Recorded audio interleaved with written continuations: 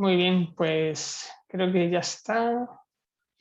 ¿Qué tal? Buenas tardes a todos. Vamos a ver hoy cómo enfrentar una auditoría de compliance legal, ¿vale?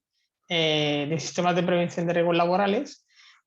Comentaros antes de empezar que lo que se va a tratar, aunque es específico de sistemas de gestión de prevención de riesgos laborales, se puede aplicar a otros ámbitos, ¿vale? Vamos a ver ahora cómo sería un poco esos otros ámbitos y cuáles serían un poco las definiciones, ¿no? Al final, una auditoría de compliance o de cumplimiento es un análisis que se realiza en base a unas normas. Normalmente esas normas suelen ser de carácter legal, algo legislativo, por así decirlo, ¿no? Una serie de requisitos legales que identifiquemos, ¿vale?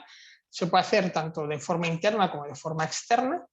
Incluso podemos hacerla de forma interna contratando a una empresa externa, o podemos estar sometidos a ella porque a lo mejor haya un cliente que nos solicite que pasemos ese tipo de auditoría, ¿vale? En fin, aquí se aplicaría la misma estructura que para otro tipo de auditorías, ¿no? De primera, segunda y tercera parte, ¿vale? Y estas auditorías compliance, pues eso, pueden ser desde el punto de vista legal, contable, fiscal, laboral, puede ser de aplicación a la legislación del país en el que estemos o otro país o varios países, ¿vale? Ya que este es un tipo de auditoría que se suele dar sobre todo en multinacionales o en operaciones de compra-venta de determinados productos, servicios o organizaciones donde una de las empresas que participan es de fuera del país de la empresa que va a recibir la auditoría normalmente, ¿vale? Muy bien, como estábamos comentando, al ser una auditoría de cumplimiento legal, lo primero que tenemos que hacer es una identificación de los requisitos que nos apliquen, ¿vale? En este caso, como estaríamos hablando de sistemas de prevención de riesgos laborales, tenemos que irnos a la legislación que aplica en ese país vinculado con este tema, ¿no? Sí que os recomiendo que cuando hagáis esa identificación no solo indicáis la ley, el Real Decreto, en fin, la figura legislativa, sino ir extrayendo ya qué es lo que nos está pidiendo cada uno de esos artículos que pueda tener ese Real Decreto o esa ley para sacarnos una especie de cuestionario, ¿no? De checklist para ver hasta qué punto estoy cumpliendo o no estoy cumpliendo esta parte de la obligación legal, ¿vale? Incluso hay empresas que lo que hacen es que copian y pegan ese texto para ver exactamente qué dice la ley. Bueno, pues yo lo copio y lo pego, ¿vale? Muy bien, por poneros el ejemplo de aquí en España, aquí en España la legislación base es la ley 3195, de la ley de prevención de riesgos laborales, ¿vale? Entonces, sobre esa es sobre lo que aquí se haría una auditoría de cumplimiento legal en base a los requisitos aplicables para prevención de riesgos laborales, ¿vale? Esta estructura en casi todos los países que conozco en temas de prevención tienen una estructura similar. Siempre va a haber una ley general y luego de esa ley derivan otro tipo de requisitos, ¿vale? Pues según sean, pues para otro tipo de cosas, de actividades vinculadas con la prevención de riesgos, ¿vale? Vale, entonces aquí tendríamos como base esta ley, que sería la ley en España, la ley 3195. Luego tendríamos otro tipo de requisitos importantes, pues por materia de señalización, de lugares de trabajo, de manipulación, de pantallas de visualización, de equipos de protección, de seguridad de maquinaria, ¿vale? Y luego, bueno, un listado, que esto sería, ¿veis?, las cosas que habría que identificar, todo ese marco normativo que tengo de otras cosas que me pueden aplicar, ¿vale? Por ejemplo, aquí se ha incluido el reglamento de los servicios de prevención porque normalmente tenemos un servicio de prevención ajeno o propio aquí en España y bueno, pues hay que ver qué nos marca ese Real Decreto, ¿no? Temas también para la coordinación de actividades empresariales en cuanto a obras de construcción, ¿vale? La seguridad social, estatutos de trabajadores, en fin, notificaciones de accidentes de trabajo, en fin, hay que hacer un pequeño listado, ¿veis?, de distintas cosas, reglamentos, donde vamos indicando cuál es el reglamento y luego ya nos meteremos en cada uno de ellos y veremos qué es lo que nos aplica, ¿vale? Bien, aquí lo que tenéis es un listado, ¿vale? Y sobre todo hay que hacer un listado de esa parte de requisitos generales, ¿vale? Pero también es muy importante hacer un listado según el tipo de instalaciones industriales que tengamos en nuestra organización, ¿vale? Por ejemplo, podemos tener instalaciones de gases combustibles, de productos químicos, de residuos, de aparatos a presión, de calderas, de centro de transformación, aire acondicionado, baja tensión, instalaciones radiactivas, tratamientos, combustibles, en fin. Todo este tipo de cosas hay que irnos a cada uno de estos requisitos que van a exigirnos una serie de condiciones que tenemos que cumplir, y las extraemos y vemos si las cumplimos o no, ¿vale?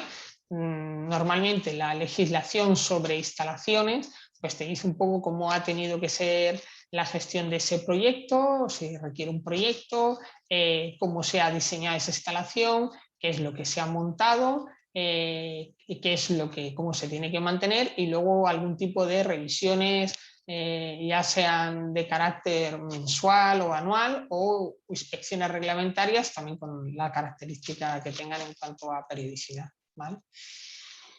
Muy bien, ¿cómo se realiza, cómo se hace una auditoría esta, ¿no?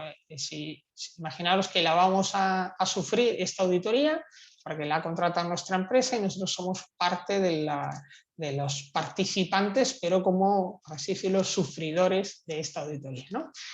Bueno, la metodología es igual que en cualquier otro tipo de auditoría. Consiste básicamente en que se hacen entrevistas con el personal de la empresa que se va a auditar. Hay unas visitas porque hay que comprobar pues eso, las instalaciones, el personal que interviene y tal, para ver cómo es esa gestión. Y luego se ve documentación. Temas documentales pues son desde documentos donde decimos cómo vamos a hacer las cosas hasta documentos donde se demuestran que las hemos hecho como hemos dicho que las íbamos a hacer, ¿vale? Básicamente serían esas tres patas, ¿no? Entrevistas, inspección in situ ocular y revisión documental, ¿vale? Es verdad que algunas veces la revisión documental se puede hacer online, ¿vale? Eso sí que alguna vez sí que se hace, ¿vale? Le pides a la empresa que comparta la carpeta y revisas esa documentación, ¿vale? Antes o después de la visita, ¿no? Venga, ¿cómo se clasifican los hallazgos? Bueno, normalmente aquí ya cada empresa que hace auditorías tiene un sistema, ¿no? Pero normalmente un incumplimiento sistemático o muy grave o sistemático quiere decir que no se cumple en ningún sitio, ¿vale? O sea, algo que no se hace nunca, ¿vale? Eso generaría una no conformidad mayor, ¿no? Una no conformidad más grave, ¿vale? Luego estaría un incumplimiento legal de carácter puntual o pequeño o parcial, que eso generaría una no conformidad menor. Es algo que hemos visto, no sé, 4 o 5 documentos del mismo tipo y solo falla uno, ¿no? Bueno, hay que decir que no está bien, pero no decir que es sistemático, ¿no? Y luego, por último, serían las observaciones. Las observaciones son aquellos hallazgos que a lo mejor o dudamos de que estén bien o no, o a lo mejor ahora están bien, pero vemos que en el futuro pueden dar problemas, ¿vale? O sea, podrían generarnos un incumplimiento legal. Aquí ya depende de cuál sea el criterio de la entidad que contratemos para realizar este tipo de auditorías, ¿no? Porque, por ejemplo, hay también alguna entidad que lo que hace es que si tú tienes, si hay un tipo de instalación que, por ejemplo, tiene que pasar una inspección reglamentaria dentro de 2 años o de 3 años, te lo pone como observación para que no se te olvide, ¿no? Para que no se te olvide que dentro de 2 o 3 años tendrías que pasar esa inspección reglamentaria, ¿vale? Aunque ahora cumple, pero si no estás pendiente y se te pasa el plazo, pues puede dejar de cumplir, ¿vale? Muy bien, pues ahora vamos a ver un poco cómo sería un ejemplo de cómo se suelen hacer este tipo de auditorías en cuanto a la estructura, ¿eh? Bien, como veis, derivado de la legislación española, pues te pide una serie de cosas que, como veis, están ahí referenciados en los artículos donde veáis LPRL, es la Ley de Prevención de Riesgos Laborales que hay aquí en España, ¿vale? Y bueno, lo que se hace es que se coge esa ley y se ve y se anotan todas las cosas que nos pide, ¿vale? Y luego pues se organizan, claro, porque a veces en un mismo artículo pues te puede decir 2 o 3 cosas, ¿no? Entonces pues a veces te interesa a ti también un poco separarlo, ¿vale? Entonces, por ejemplo, cosas que te dice la ley, ¿no? Pues tiene que haber un documento que se llama plan de prevención, que es una especie de manual de presentación de la organización donde tiene que tener un contenido, ¿no? Bueno, pues eso está en el artículo 16. Si lo hacéis mediante checklist, os copiáis que dice ese artículo 16 sobre el plan de prevención y luego lo vais comprobando, ¿vale? Luego, en cuanto a la organización de la actividad preventiva, ¿no? Bueno, en España hay varias formas de organización, que la suma el empresario, un trabajador designado, un servicio de prevención ajeno, propio, mancomunado, en fin, hay varias cosas, por así decirlo, que se pueden hacer, ¿no? Bueno, pues me anoto cuáles son y veo cuáles las que la empresa ha decidido, ¿vale? Luego, la parte, por ejemplo, para el sistema de prevención de riesgos laborales, que es la más importante, es la evaluación de riesgos laborales. ¿Cómo está hecha esa evaluación? Bueno, pues esto está explicado en el artículo 16 y en el capítulo 2 y 4 de la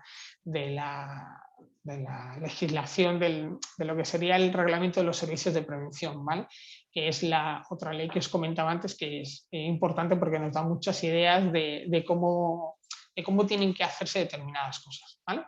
Luego la planificación viene en el 16, la información viene en el 18, la formación en el 19, los recursos preventivos en el 32. Bueno, ¿veis? Aquí hay distintos artículos que te van diciendo cómo tienen que hacerse determinadas cosas, ¿vale? Entonces, imaginaos que tuviéramos que hacer nosotros nuestro listado previo a esa auditoría que vamos a pasar. Bueno, pues a lo mejor nos hacemos un listado con estos puntos y vamos copiando y pegando en cada uno de ellos qué nos dice ese requisito legal, ¿vale? Y ahora lo que hacemos es que vamos a nuestra empresa y comprobamos cómo está, por ejemplo, definir el plan de prevención, si lo cumple o no lo cumple, cómo están las evaluaciones de riesgo, cómo está la planificación, las memorias, la información, la formación, los recursos preventivos, etc. ¿Vale? Vale, una cosa importante, toda legislación de seguridad y salud en el trabajo, de prevención de riesgos, tiene una parte documental y luego tiene otra parte que, aunque también es documental, pero es como más operativa, ¿no? Que sería más el tema de condiciones de trabajo operativo, ¿no? Entonces, ahí sí que hay que tener en cuenta, que ahora luego lo vamos a ver, que hay que cumplir tanto la parte legal que nos diga esa legislación genérica de prevención de riesgos, como la parte específica que indique el reglamento por la tipología de instalaciones o por la tipología del trabajo que se realiza, ¿vale? Ahora vamos a ver algún ejemplo y lo vemos, ¿vale? Venga, por ejemplo, en cuanto al contenido del plan de prevención, que es lo que os he comentado antes que aparece en el artículo 16, pues ¿qué te dice? Pues que debe tener objeto de alcance, identificar la organización, política y objetivos, cuál es la actividad productiva de la organización, cuántos centros de trabajo tiene, cuántos trabajadores por centro, un organigrama con funciones y responsabilidades, si hay un órgano de representación de trabajadores, los recursos están asignados a la prevención de riesgos laborales y cómo se realizan las comunicaciones, ¿no? Eso es un poco lo que establece. Es verdad que aquí hay cosas que si vemos que cambian mucho se pueden poner en anexos, por ejemplo, si tenemos una actividad donde cambia mucho el número de trabajadores o la estructura funcional legal, pero lo normal es que nos llevemos alguna de estas cosas a un anexo para que no tengamos que cambiar todo el bloque del plan, sino solo el anexo que habla específicamente, por ejemplo, del organigrama o el número total de trabajadores o el número de centros, etc. ¿Vale? Vale, consideraciones con respecto a la evaluación de riesgos laborales, que os comentaba antes que quizá la base de este tipo de auditoría de cumplimiento legal. Bueno, hay que tener en cuenta, que esto sí que es bastante importante, las actividades que sean habituales y no habituales, quiénes tienen acceso al lugar del trabajo, cómo puede ser el comportamiento de las personas que trabajan o que nos pueden visitar, ¿vale? También tenemos que tener en cuenta qué otros peligros puede haber fuera del trabajo o que, bueno, porque estén fuera del lugar del trabajo o porque viniendo de fuera pueden afectar al trabajo, o también nosotros cómo podemos afectar nuestro trabajo hacia afuera, no solo a nuestros trabajadores, sino a lo mejor a alguien, a un viandante que está pasando cerca de nuestras instalaciones, ¿vale?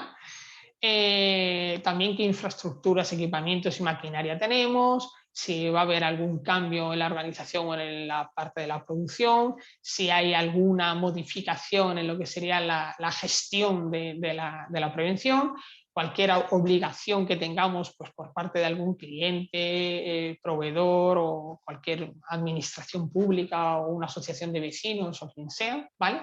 Y luego también importante es el diseño de las áreas de trabajo, ¿vale? Hay que tener en cuenta que a veces lo más eficaz que podemos hacer es diseñar adecuadamente las áreas de trabajo, en vez de darle, como se suele decir, un casco o un protector auditivo a un trabajador, ¿no? Al final el equipo de protección individual es lo último, es a lo último que hay que recurrir, ¿vale? Lo primero que hay que hacer es organizar bien los sitios donde las personas tienen que trabajar, ¿vale? Venga, con respecto a esto, a las evaluaciones de riesgos laborales, pues, ¿qué cosas se suelen hacer para una evaluación de riesgos laborales? Bueno, lo normal es, todos más o menos en todos los países, yo he trabajado con documentación de Perú, de Chile, de México y de Colombia, creo, más o menos la estructura es muy parecida, ¿vale? Es verdad que hay en algunos sitios que las cosas están un poquito mejor, o bueno, que operativamente a mí me pueden parecer mejor, como es por ejemplo en Perú, porque hacen una especie de evaluación de riesgos laborales con un Excel, que eso la verdad que está muy bien, es muy operativo luego, ¿vale? Luego otras que son más tediosas. Aquí en España bueno, tenemos quizá una estructura para algunas cosas que como que obliga a hacer mucho papel, ¿vale? Y a veces poco práctica, pero al final tiene una base, que sería la parte de seguridad. Normalmente una evaluación de riesgos laborales tiene esa parte de seguridad que todo el mundo ve, ¿vale? Que suele ser el 80% más o menos de las actividades que se realizan en una empresa, pero hay que hacer otras cosas que a veces se nos olvida que debe tener esa evaluación de riesgos laborales, ¿vale? Entre ellas, mediciones higiénicas. En España sí que es verdad que por legislación las especialidades de prevención de riesgos laborales están divididas en seguridad, higiene, ergonomía y psicosociología y vigilancia en la salud, ¿vale? Medicina en el trabajo. Y a veces cuando hacemos una evaluación de riesgos laborales parece que se nos olvidan las otras tres, solo vemos seguridad, ¿vale? Entonces, ¿cuándo se requiere hacer una medición higiénica? Bueno, pues a veces en unas oficinas, si a lo mejor vemos que tenemos problemas de luz, de humedad, de temperatura, pues a lo mejor hay que hacer una medición específica de puestos de trabajo, ¿no? Una medición higiénica, ¿no? O a lo mejor por el uso de una máquina porque tiene muchas vibraciones, pues tenemos que hacer una medición de vibraciones de esa máquina en lo que sería el sitio donde trabaja esa máquina, ¿vale? En fin, hay distintos tipos de mediciones, luz, ruido, polvo, químicos, temperatura, humedad, gases, etcétera. Y lo que sí que hay que tener en cuenta que esta medición se tiene que hacer bien, ¿vale? Tiene que tener una metodología clara que diga cómo se va a realizar, identificar claramente cuáles son los puestos evaluados, qué aparatos de medición empleamos. Aquí sí que os recomiendo que esos aparatos de medición estén calibrados externamente y guardar esos certificados de calibración. ¿Cuáles han sido los resultados? ¿Vale? Los resultados no solo poner el número, sino si cumple o no cumple con respecto al requisito legal que os dice que eso tendría que dar tal valor, ¿vale? Luego, ¿qué acciones preventivas sobre aquellas cosas que no se hayan cumplido proponemos? Y por último, la firma del técnico que haya realizado esa medición, ¿vale? Estas cosas que aparezcan aquí como acciones preventivas propuestas y tal, debemos de hacerlo una vigilancia posterior, porque esto luego, cuando se implanten esas acciones que se han propuesto, hay que volver a medir, ¿vale? Para ver si de verdad ya el resultado es adecuado, ¿vale? En cuanto a estudios ergonómicos, pues es parecido a lo que os comentaba antes. Si tenemos una oficina donde hay muchos trabajadores que no sabemos si tienen unas posturas adecuadas, las alturas de los monitores, los teclados, el ratón, etcétera, las sillas, las mesas, alturas, distancias, pues hay que hacer un estudio, ¿vale? Entonces, igual, metodología, identificación de los puestos que vamos a evaluar, aparato de medición empleado. Aquí es verdad que como aparatos de medición para ergonomía normalmente no se suele pedir no sé si se usa una cinta métrica, no se suele pedir el certificado de calibración de la cinta métrica, ¿no? Porque aquí no necesitamos a veces valores tan exactos para algunas medidas, ¿vale? Luego los resultados, las acciones preventivas y el técnico que lo ha hecho, ¿vale? Igual hay que hacer un seguimiento de aquellos puestos que no hayan dado los valores que deben dar y ver si se ha corregido y volver a repetir ese estudio ergonómico, ¿vale? Psicosociales. Aquí hay varias metodologías, ¿vale? En España hay varias. En España está el Instituto Nacional de Seguridad y Higiene en el Trabajo, que publica una serie de guías sobre estos temas, que la verdad que están muy bien, pero también podéis consultar a otro tipo de entidades, por ejemplo, el Instituto Navarro de Prevención de Riesgos Laborales, ¿no? El vasco, que también saca unas guías muy buenas. En Madrid hay uno también que quizás que algunos de estas entidades autonómicas se han especializado pues según las actividades más propias de su zona, ¿no? Y bueno, pues eso, hay algunas guías que están muy bien, porque además te aparece de forma muy clara y muy resumida, mira, esto es lo que dice la ley, esto es lo que debes de tener, y además te aconsejamos que esto lo hagas así porque es, bueno, pues la experiencia de esos técnicos que han redactado esa guía, ¿no? Y también el Instituto Nacional de Seguridad y Higiene también tiene sus propias guías, ¿vale? En fin, que lo que hay que intentar es eso, conocer todas esas herramientas que luego nos pueden ayudar como guías, ¿eh? No porque sean requisitos, pero sí porque son guías, ¿vale? En cuanto a los estudios psicosociales, pues eso, se establecerá su metodología, se identifican los puestos, se analizan los resultados. Según cómo salgan estos resultados, tenéis que tener en cuenta que un estudio psicosocial a veces es un poco complicado hacer una propuesta de acciones preventivas, pues porque a veces detectamos que hay una persona, no un departamento que tiene determinado problema, o solo unas personas dentro de un departamento y tal. Bueno, en fin, esto es un poco a veces más complejo ponerlo sobre el papel, pero bueno, al final hay que establecer acciones preventivas sobre aquello que veamos que no está teniendo los resultados esperados, ¿vale? Y evidentemente también hace falta el técnico o técnicos que hayan realizado este estudio psicosocial, ¿vale? Bien, con lo cual, una vez que hemos cogido toda esa parte de seguridad, de mediciones higiénicas, ergonómicas, psicosociales y tal, hacemos una evaluación de riesgos laborales completa que incluya todas esas cosas que hemos visto, ¿vale? Donde identificaríamos a la empresa, la metodología que hemos elegido para esta evaluación, los puestos de trabajo que se han evaluado, cuáles serían los riesgos propios y especiales que puedan tener, cuáles serían los trabajadores afectados. Luego, si hay alguna posibilidad de que haya trabajadores especialmente sensibles, ¿vale? Eso ahora lo vamos a ver, ¿no? Valoramos ese riesgo, de forma que veamos, al final una valoración de riesgo, una evaluación de riesgos laborales, lo que suele tener es un sistema probabilidad-gravedad, ¿vale? Y de ese sistema probabilidad-gravedad suele ser un sistema matricial por el cual se determina el nivel del riesgo. Suele ir desde intolerable a tolerable o básico o trivial, ¿vale? Ya ahí depende un poco la nomenclatura que usemos, ¿vale? Y suele dividirse en 5, pero bueno, que hay más, se pueden elegir otros sistemas, ¿vale? Y por último, evidentemente, el técnico que ha realizado esta evaluación de riesgos laborales, ¿vale? Que agruparía, que cogeríamos la información de todo lo que hemos comentado antes, ¿vale? Venga, cosas importantes, que esto ya son recomendaciones, no son obligaciones, aunque algunas de ellas casi que lo son, pero bueno, ¿cuáles serían las recomendaciones básicas para una buena evaluación de riesgos laborales? Aparte de haber contemplado las situaciones que hemos comentado antes de seguridad, ergonomía, psicosociología, higiene y tal, es que se haga teniendo en cuenta 3 puntos de vista, ¿vale? El puesto de trabajo, ¿vale? Según la ficha de puesto de trabajo, el perfil de puesto de trabajo de cada trabajador, ¿vale?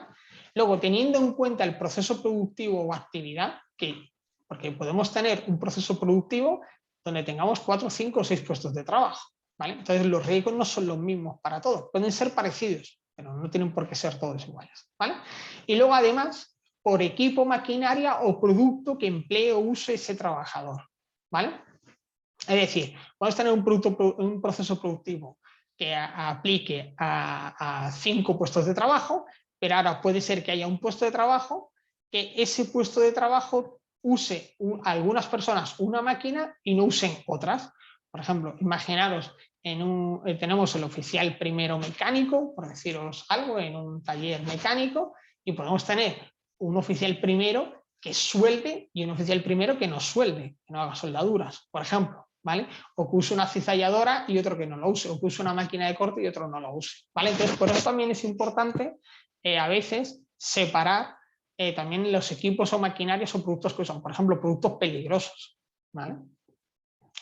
Bien, entonces nos quedaría por puesto de trabajo, proceso productivo, actividad, equipo o producto que usa, ¿vale? En cuanto a la planificación de la actividad preventiva, aquí en España y en general nos suele pedir cosas parecidas, ¿vale? Lo que te dice es que exponga usted cuál es la medida preventiva, ¿vale? Diga usted qué recursos va a emplear, si hay un presupuesto para esas actividades que usted propone, quién es el responsable de hacerlo, un plazo y un seguimiento, ¿vale? Pues mira, esto de la persona que es responsable de hacerlo es el responsable de fábrica, el jefe de línea o tal, el plazo es 1 año, 3 meses, 6 meses, lo que sea, y luego ya se anotaría el seguimiento. Pues mira, revisado en marzo que está terminado, ¿vale? O está pendiente porque no ha llegado tal cosa, ¿vale? Vale, en cuanto a la memoria de actividades, que este es un documento que la planificación suele ser el documento que se hace al principio de cada año para ver qué cosas tenemos que hacer, ¿vale? Y la memoria es un poco como el documento que se hace a final de año para ver las cosas que hemos hecho, ¿vale? Bueno, entonces, según cómo esté organizada la empresa, pues en España hay a veces que se juntan la parte técnica con la vigilancia de la salud, o otras que se separe y tal. Bueno, el caso es que al final ese informe un poco anual, ¿vale? Que por ejemplo en Portugal, que también tienen algo parecido, ¿vale? Lo que tiene que decir es, bueno, ¿qué cambios ha habido en la documentación de forma genérica, en los planes de prevención, en la evaluación de riesgo, en la planificación de la actividad preventiva, etcétera, ¿vale? Luego, ¿qué cosas se han hecho con respecto a los trabajadores, ¿vale? En cuanto a información, formación, reconocimientos médicos, etcétera, ¿vale? ¿Qué ha pasado con las emergencias? Si se ha realizado algún plan de emergencia, si se han revisado, si se ha hecho algún simulacro, o qué ha pasado.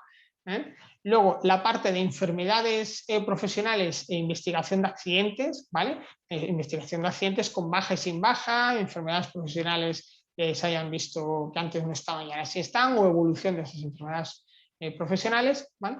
Y luego en general un seguimiento de todas las actividades que se han propuesto y una planificación individual y colectiva para el siguiente periodo, ¿vale? De actividades que habría que realizar, ¿vale? Que esto entroncaría con la planificación de la actividad que hemos comentado antes, ¿no? Donde planificamos, ya decimos, como el resultado es este, imaginaos, estamos analizando el año 21, como el resultado es este, hemos visto que de aquí para el año siguiente, este año 22, habría que hacer estas cosas, ¿vale? Como si fueran recomendaciones o obligaciones, o según las medidas que sean, ¿vale?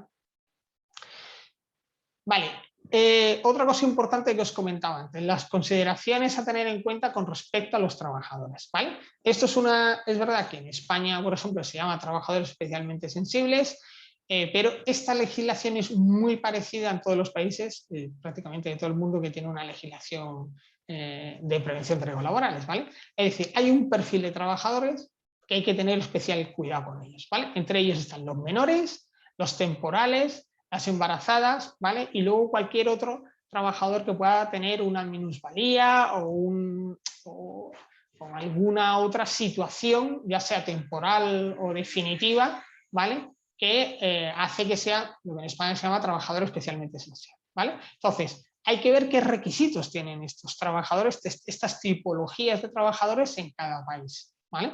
Por ejemplo, para embarazadas lo normal en la legislación es que no si tiene un trabajo penoso o a lo mejor un trabajo complicado y tal, pues hay que reubicar ese puesto de trabajo, o por ejemplo también que no deben de usar productos químicos peligrosos, ¿no? Etcétera, ¿no? En trabajo menores, pues el tema de las cargas y tal, pues también está controlado, ¿no? Entonces, eso tenemos que revisar bien cuáles son los requisitos específicos que puedan tener este tipo de trabajadores si tenemos este tipo de trabajadores dentro de la organización, ¿vale?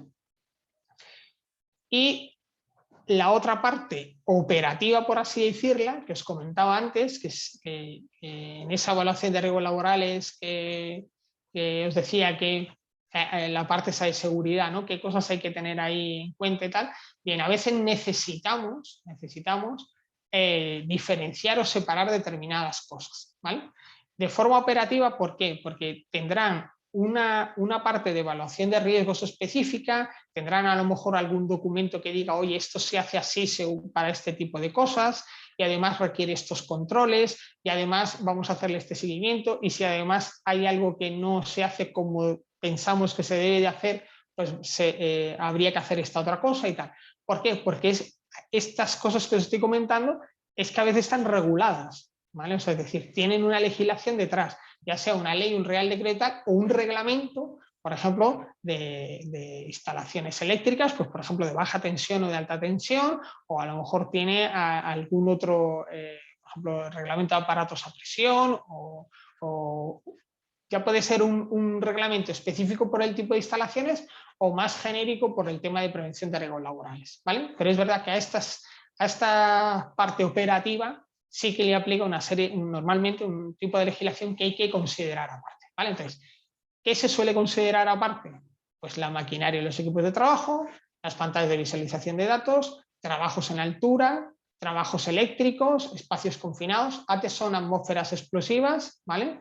Agentes químicos, físicos y biológicos, la parte de amianto, sílice, PVC y tal, radiaciones, que ya sean ionizantes o no ionizantes, soldadura y etcétera. O sea, otro tipo de cosas que a lo mejor tenemos una legislación específica en nuestro país y requiere una serie de requisitos. Por ejemplo, por deciros algo, en Chile la minería, ¿no? Pues tiene una legislación propia muy exhaustiva, muy bien hecha, desde mi punto de vista, y muy clara. Bueno, pues si nuestra empresa se dedica a la minería o tiene cierta relación con la minería, pues habrá que ver esos requisitos, ¿no? Por ejemplo, o la pesca, o no sé, o a lo mejor la agricultura, por alguna cosa que pueda haber en la agricultura de forma específica, ¿vale? Vale, y ya para un poco finalizar, ¿no? Os voy a dar una serie de recomendaciones, ¿no? Hemos visto todas las cosas que hay que tener en cuenta, ¿vale? Entonces, lo más importante sería, lo primero, identificar bien esos requisitos aplicables, ¿vale?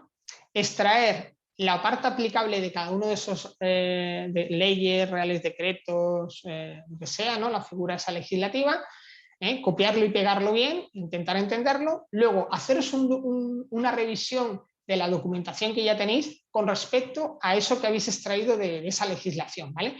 Y oye, pues si tengo alguna duda, pues preguntar y tal, oye, mira, tengo este documento, este está firmado, pero aquí faltaría esto, o no falta, o no hay que ponerlo aquí, o se puede poner en otro sitio, ¿vale?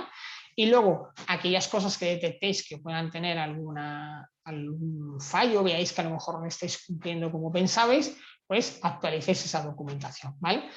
Podéis actualizarla con ayuda interna o con ayuda externa o como veáis, ¿vale? Pero al final hay que intentar actualizarla antes de pasar esta auditoría de compliance de PRL, ¿vale?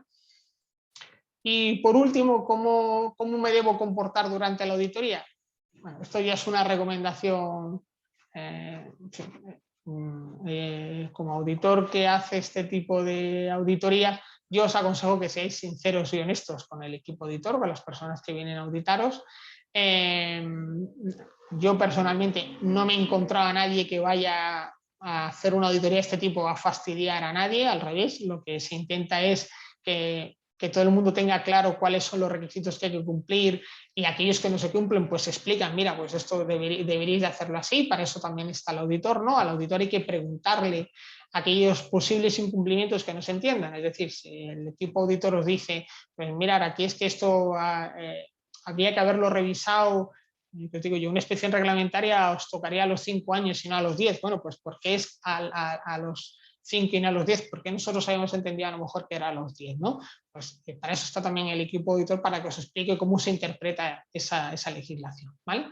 Y luego lo que sí también os aconsejo es que aquellos posibles incumplimientos que se detecten en esta auditoría de compliance, que intentéis arreglarlo con cierta diligencia y realizando un buen análisis. Para hacer un buen análisis hay una cosa que se llama análisis de extensión, ¿no? Que es decir, a ver, tenéis que tener en cuenta que una auditoría a veces, aunque sea de compliance, tiene cierta carácter muestral, o sea, no puede ver, imaginaros, va a unas oficinas a ver la parte de emergencias y tal, y ve los extintores, ve las vías, ve la señalización y tal, pero a lo mejor no puede ver no sé, 40 extintores que hay en la esta, simplemente se fijan 4 o 5, ¿vale? Entonces, si se detecta que hay a lo mejor un extintor que tiene mal hecho el mantenimiento o está mal colocado o tiene la señalización no adecuada o tal, no os quedéis solo en ese, mirar a ver si hay más extintores que pudieran estar mal, ¿vale? Eso se le llama análisis de extensión, no quedarme solo en el que ha detectado el auditor,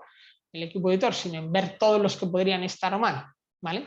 Y eso, intentar hacerlo rápido, sobre todo porque el problema que tienen este tipo de auditoría de compliance es que al ser una auditoría de cumplimiento legal pueden multaros, ¿vale? O sea, las empresas que no cumplan determinadas cosas pueden multaros o podéis recibir una inspección y esa inspección puede derivar en una multa, ¿vale?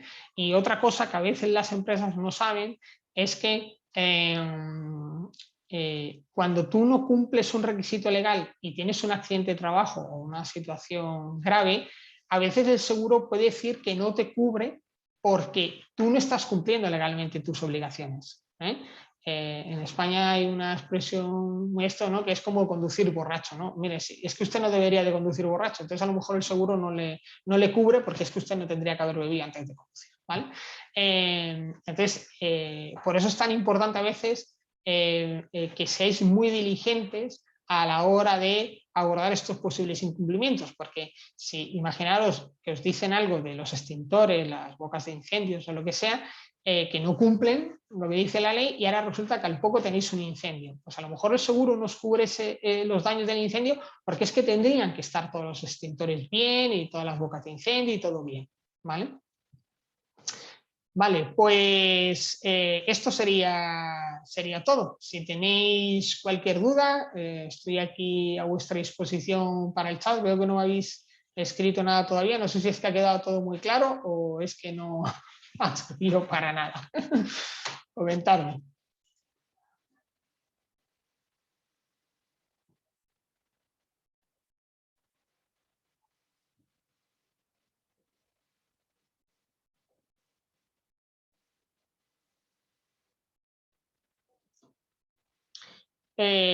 Mirad, os voy a recomendar una cosilla para todos aquellos que trabajéis con este tipo de temas. Hay una página de la COE, de la Confederación de Empresarios de España, donde podéis ver cómo es la legislación de cada país. Por ejemplo, comparar la portuguesa con la española o la de México con España o tal, ¿vale?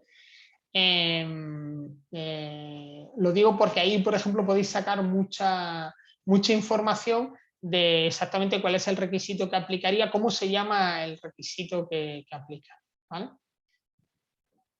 Sí, voy a ver si puedo copiaros y pegaros el link de la COE, a ver si lo encuentro.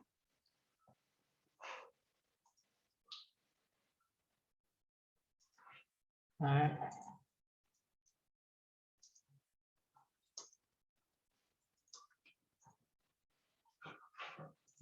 Aquí está. Voy a copiaros, mira, por ejemplo, os voy a copiar el de Portugal, pero que arriba podéis seleccionar el país que queráis, ¿vale? Bueno, este sería el de Portugal, ¿vale? Pero bueno, que ponéis arriba, veis, ponéis... Bueno, voy a ver si puedo compartir pantalla, no sé por qué no me deja compartir. Aquí. Compartir. Vale, mirad, ¿veis? Aquí puedes seleccionar, ¿ves? Angola, Arabia Saudita, bueno, por ejemplo, Argentina. ¿Vale? Ámbito de aplicación, tal, administraciones públicas, definiciones, derechos y deberes, tal. ¿Vale? ¿Veis? Y aquí, evaluación de riesgos laborales, pues está en el artículo 4 de la ley 24.557, ¿vale? ¿Ves? Y ahí tenéis, esta vez te da hasta los listados, aquí aparece lista de sustancias, ¿vale? En el Real Decreto 61797. Entonces, aquí, bueno, pues es una forma rápida de encontrar legislaciones, ¿veis?, de otros países, ¿no? Por ejemplo, estaba buscando yo Chile, eso, no lo encontraba. ¿Veis? Pues igual, ¿no? El código del trabajo, las definiciones, y luego más abajo ya viene la evaluación de riesgos laborales, que está definido en el artículo 21 del Decreto Supremo de 40 del 69. ¿Vale?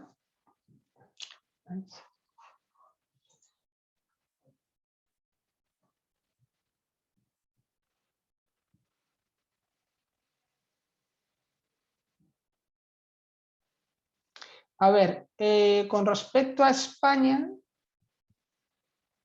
sí, bueno, con respecto a España, el enlace que os he publicado ahí tenéis la española comparado con el país que queréis. Es decir, si imaginaros que sois una empresa, yo qué sé, mexicana, argentina, chilena, ¿no? Y queréis instalaros aquí en España, pues entonces ponéis Chile con respecto a España, ¿no? Y ya está, o sea, porque compara en las dos direcciones, ¿vale?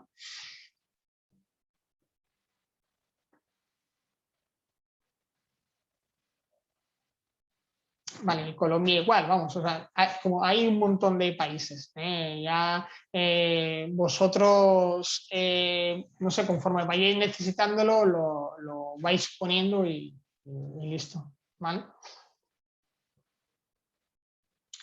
Sí, con respecto a la legislación, sí que es verdad que es curioso porque normalmente en España iberoamericana la estructura legislativa eh, eh, en la estructura legislativa en cuanto a estructura es parecida a la española, pero luego hay algunos países que los contenidos se asemejan más a lo mejor a veces un sistema anglosajón, ¿no? Yo, por ejemplo, la chilena me gustaba mucho porque la estructura era más parecida a la española en cuanto a decreto, tal y tal, pero luego el contenido era muy práctico, ¿no? Muy tipo anglosajón, no tan párrafos ahí, venga a contar 200 páginas y luego extrae, los requisitos son 4, ¿no? Entonces, eso, bueno, también se nota la legislación más moderna. En España también la legislación más moderna es normalmente más práctica, ¿vale? Y sí, es solo materia laboral. Esta página de la COE solo compara temas laborales. En industria alimentaria, a ver, hay empresas que se dedican a esto, ¿vale? Bueno, yo por lo menos actualizado, yo no le he encontrado muchos fallos en cuanto a la actualización. Vale, no lo sé, la verdad que no lo sé, pero vamos, las últimas auditorías que he hecho me ha servido bastante. Es verdad que, claro, si justo la documentación, la legislación de prevención de riesgos laborales no cambia tanto como la alimentaria, por ejemplo, ¿vale? Por eso iba a decir que quizá para alimentario sí que hay, ya ahí son empresas de cumplimiento legal, ¿vale? Que claro, ya ahí tienes que contratarlas y tal, ¿no? Yo conozco una que es muy buena, a mí esto ya son cosas personales que me gusta mucho, es Eurofins, ¿vale? Una empresa que se llama Eurofins, ¿vale? Que tiene incluso su sistema para hacer checklist de instalaciones reglamentarias y tal, ¿vale? Que es de Envira, una empresa que se llama Envira, ¿vale? Pero hay más, hay más portales, por así decirlo, donde te suscribes y puedes recibir esta información, ¿vale? Y a nivel de compliance, un link así no es, a ver, hay que tener en cuenta que esto nadie lo va a poner gratis porque se cobra por este trabajo, ¿vale? Entonces, claro, si alguien te va a cobrar un dinero, lo que no te va a decir es, oye, mira, pues el checklist que te voy a mirar es este. Entonces se pierde el conocimiento, ¿vale? Entonces, por eso es muy difícil encontrar un checklist así abierto en Internet. Y luego, sobre todo, cuando hay portales que te cobran por este tipo de trabajo, ¿no? Como os comentaba de Vira, Infosal y tal, ¿no? Que son empresas especializadas en mirar todos los días toda la legislación del país que sea, ¿vale? Para decirte, oye, cuidado, que ha salido esto y ahora te tienes que fijar en esto y esto. ¿Vale?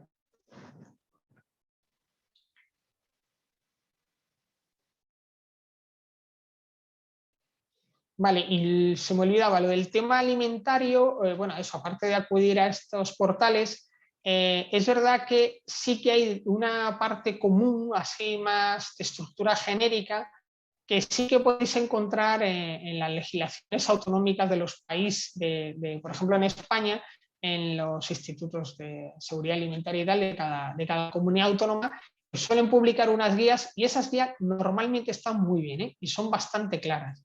Y si necesitas algo, pues ampliar conocimientos, por así decirlo, entenderlo mejor, como te indica cuál es la legislación, te meterías en internet, buscarías en el BOE o en el sitio que fuera, te lo descargas y lo ves Y eso, lo localizas rápido, me refiero, no tienes ahí que ponerte a mirar un montón de papeles, ¿no?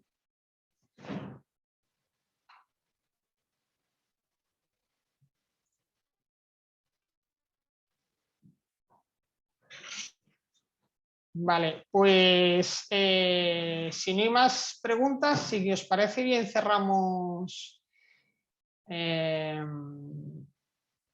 la presentación de hoy. Pues si no tenéis más dudas, listo. Pues oye, muchas gracias a todos por asistir. Espero que os haya ayudado en la medida de lo posible. Y nada, si tenéis cualquier duda, desde CUP os pueden facilitar mi correo electrónico para ampliar cualquier cosa que necesitéis. ¿Vale? Me escribís y os respondo. Intento tardar poco. ¿Vale? Muchas gracias a todos.